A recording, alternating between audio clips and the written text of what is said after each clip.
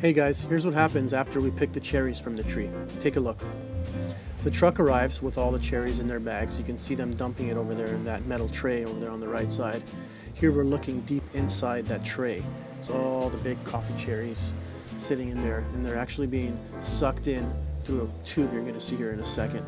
This green tube will take them and put it into this first silo. There's a person there who's manually taking the twigs, the rocks, the unripened cherries that we picked from the farm and putting them away.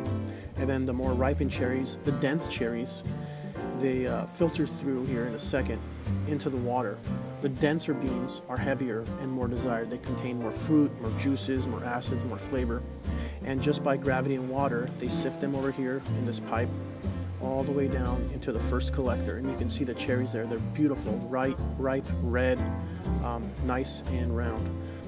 And on the left-hand side over here, there's some really dirty water that's coming out. This farm is unique in the sense that they actually recycle this water. They don't dump it back into the environment, which is a great thing.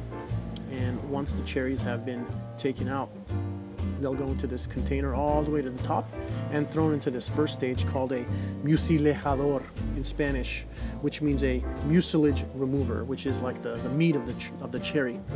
You're going to see here I'm going to take out with my hand some of the unripened cherries, some of the cherries that are raw or not up to par, and this machine will automatically spit those out, which is the first stage. And then the second stage, it'll pass it to a second mucilejador. And essentially what this does, think of it like a cheese grater. It'll remove all the mucilage from the cherry and just spit out the seeds. We're going to take a look here in a second. These are the seeds that are coming out of the machine, all from that second mucilejador.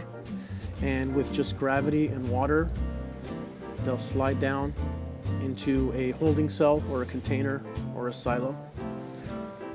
Here we have two main sections. The one that we're going to be focusing on is called a fully washed coffee bean, or the seed, which means that there's no mucilage, there's no skin, there's nothing.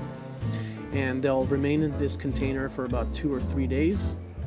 They'll create sugars and they'll ferment, and then they're passed down into another channel that's again handmade by the farm, you can see here, and it'll flow all the way to the back of the farm. What the guys are doing here is they are sifting these seeds. They have a little bit of water and they'll take these seeds all the way to the next container. And what they're also doing is they're sloshing the water around. This creates an agitation and allows the more dense and highly desired beans to remain on the bottom, and the less dense beans float on the top. This allows them to separate them into two sections. One is more highly desirable, one is less desirable. And will float down all the way. If you take a look, you can see some of the beans floating around over there. In this farm, it goes all the way down to another silo where they're all stored and preserved. Here we go.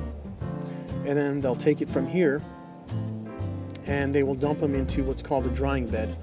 We're going to take a look at a slow motion of one of the workers manually pushing out these coffee seeds onto the drying bed. And then what they'll do is they'll lay them out flat and they'll dry them. And that's the second stage of prepping our coffee. I hope you enjoy it.